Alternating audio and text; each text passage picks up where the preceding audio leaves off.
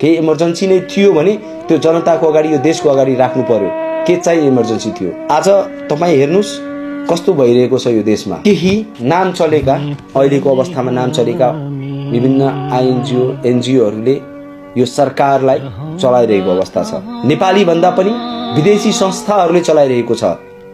यहाँ 23 गतेको शान्तिपूर्ण प्रदर्शनमा पानी बाँड्नेहरू अहिले मन्त्री बाँडिरहेका छन् र यी सबै कुराको प्रमाण छ हामीसँग। यदि मैले त्यो प्रमाण अहिले राखिदिए भने म मात्रै असुरक्षित हुँदिन, मान्छे पनि असुरक्षित हुन्छ। हाम्रो पत्रकारिताको एउटा धर्म छ, सूचना दिनेलाई सिक्योर गर्नुपर्छ, सुरक्षित राख्नुपर्छ।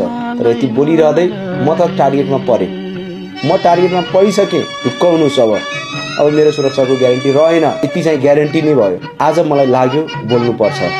आज यदि बोलिन भने यो देश अफगानिस्तान हुनबाट कसैले रोक्न सक्दैन। तपाईहरु अलिकति गम्भीर हुनु होला। म भन्न चाहन्छु यहाँ 2-3 खालका जेन्जी देखे मैले जेन्जी पुस्तामा।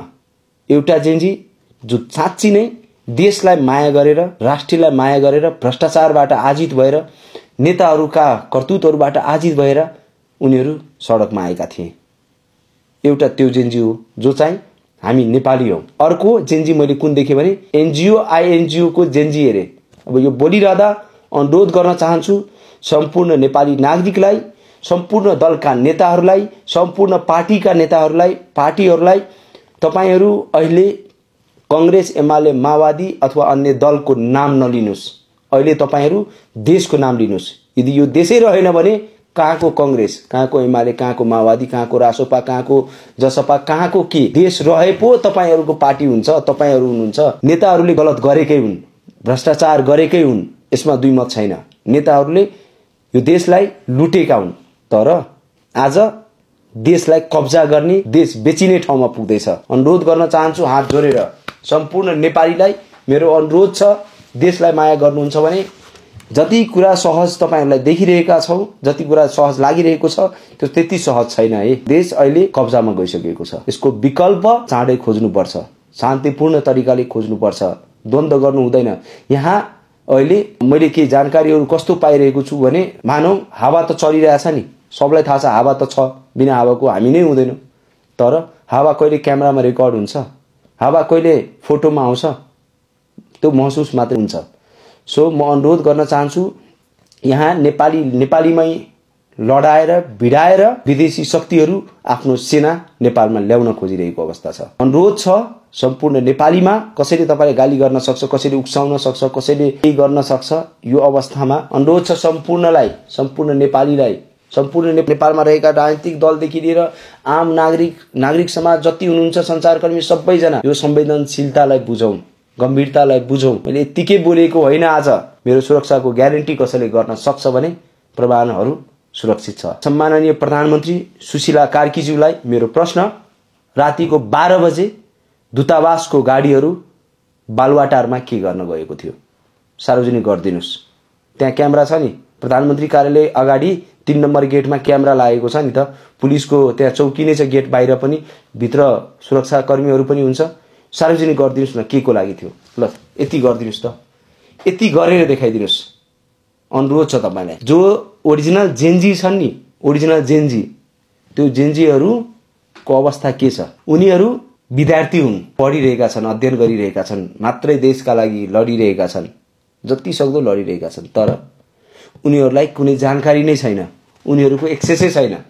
उनीहरू सिंहदरबार छिर्नु पर्यो भने लिंक लगाएर मात्रै छिर्न पाउँछ। त्यहाँ सिंहदरबारमा पनि क्यामेरा छ नि त।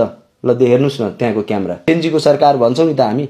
यहाँ भने अघि नै 2 प्रकारको जेन्जी छ। एउटा जो साच्चै नै देशलाई माया गर्छन्, अर्को एनजिओ आइएनजिओबाट परिचालित छन्। उनीहरूको ठूलो प्लान छ, ठूलो प्लान छ। त्यो प्लानमा यदि कोही बीचमा आयो भने त्यसलाई हटाइदिने। अब म आए नि त, अब उनीहरूको टार्गेट म हुनेछु। अनुरोध गर्न चाहन्छु गम्भीरतालाई बुझ्नु होला। हामी नेपालीलाई एक किसिमको ठूलो खतरा अहिले टाउकोमा छ। सम्पूर्ण यो देशमाथि नै खतरा छ, मलाई मात्रै होइन। हुन सक्छ टार्गेटमा आज मेरो नम्बर आउला, तर भोलि तपाईको नम्बर आउँदैन भन्न सकिदैन। कुरा देशको हो। र रह्यो कुरा यो भिडियो कुनै टिआरपी को लागि होइन, कुनै पनि स्टन्टको लागि होइन, कुनै पनि अफवाहको लागि होइन। यदि कसैलाई लाग्छ त्यस्तो हो भने सुरक्षा दिनुस् न, प्रमाण म दिन्छु। म आजसम्म बिना प्रमाणको केही बोल्दिनँ। मेरो पत्रकारिता आजसम्म ती नेताहरूकै विरुद्धमा थियो, भ्रष्ट नेताहरूकै विरुद्धमा थियो। मेरो पत्रकारिता त्यो तस्करहरूको विरुद्धमा थियो। तर आज म तीनै भ्रष्टहरूलाई पनि अनुरोध गर्छु, जति भ्रष्टाचार गर्नुभयो प्लिज अनुरोध छ हात जोडेर सबैलाई, चाहे यो देशको नागरिक जोसुकै हुन सक्छ, सबैलाई अनुरोध छ। कुरा देशको आएको छ, तपाईँ हामी एक हुनै पर्छ, सम्पूर्ण नेपाली एक हुनुपर्छ, होइन भने देश अन्योलतामा गइहाल्छ। र प्लानहरू यसरी छैन, plan A, plan B, plan C हुन सक्छ। प्लान ए मात्रै भएको हो कि यो देशमा, बी र सी बाँकी नै छ कि? बडो गम्भीर सङ्कट छ हाम्रो देशमाथि। अनुरोध छ सबैलाई, सम्पूर्णलाई, एक अर्काको सुरक्षा गरौँ। यहाँ प्रहरीको मनोबल तोडिएको छ। प्रहरीलाई यस्तो बनाइदिएका छन् कि तीनै प्रहरीहरू हामी नेपालीलाई कस्तो गरी हेर्नुहुन्छ, किनभने त्यो पीडा छ नि त, प्रहरीको पीडा छुट्टै छ। अनि अब भइकिरहेछ भने नेपालीमै जुधाइदिएपछि अब नेपालीले नै भन्छन् होइन हाम्रो देशको पुलिस प्रशासन सेना हुँदैन, बाहिरको सेना आउनु पर्यो। र यही त्रिभुवन अन्तर्राष्ट्रिय विमानस्थलमा अन्तर्राष्ट्रिय सेनाहरू ल्यान्ड हुन्छ शान्ति सेना बनेर। हिजोसम्म यो देशलाई चिनिन्थ्यो कसरी, यो विश्वले यो देशलाई कसरी चिन्थ्यो? शान्तिको प्रतीक नेपाल, गौतम बुद्ध जन्मिएको स्थल नेपाल, सीता माताको जन्मस्थल नेपाल, विभिन्न जात धर्म संस्कृति बोकेका हामी नेपालीहरू कहिले पनि कुनै किसिमको जातीय द्वन्द्वमा फसिनौँ, धार्मिक द्वन्द्वमा फसिनौँ। तर अहिले सानो तिनो कुराले पनि फसाइदिन्छन्। मेरो कुरा बुझ्नु होला। प्लिज अनुरोध छ, प्लिज अनुरोध छ, अनुरोध गरिरहेको छु म आज तपाईहरुलाई। सञ्चारकर्मी साथीहरूलाई पनि अनुरोध गर्न चाहन्छु, अहिले हामी पनि देशप्रति जिम्मेवार बनेर एक ढिक्का बनौं। ठूला मिडिया, साना मिडिया, युट्युबर, टिकटकर के जति छन् सबैलाई, मेन स्ट्रिम मिडिया कि सबै राष्ट्रिय मिडिया जति पनि हुनुहुन्छ, अनुरोध छ तपाई हामी पनि अब जिम्मेवार हुनुपर्छ। नभए आज यो देश संकटमा छ। देशै रहेन भने हामी पत्रकारिता कहाँ गर्ने? देशै रहेन भने पार्टीका नेताहरू कुन पार्टी खोल्ने? देशै रहेन भने भ्रष्टाचार गर्ने नेताहरू कहाँ भ्रष्टाचार गर्नुहुन्छ? देशै रहेन भने। अनुरोध छ, कुरा देशको हो र यो कुरामा एक ढिक्का हुनुपर्छ।